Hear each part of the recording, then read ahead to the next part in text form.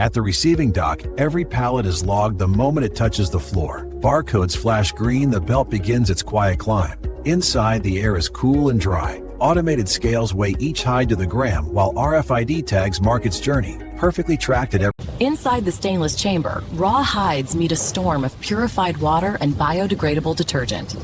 Paddles keep the material moving while sensors read every drop. Technicians adjust flow rates with fingertip precision, dialing in the ideal turbulence.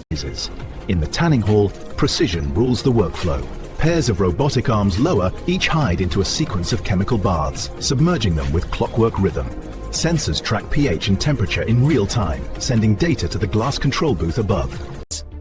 Inside the drying chambers, climate control takes over. Rows of hides ride steady belts, immersed in a flow of warm, measured air. Sensors track temperature and humidity every second, adjusting to keep conditions perfectly even. As each sheet passes, pressure reads steady, bump it to 8. That's it. Keep the feed smooth. Texture's coming through nice and even.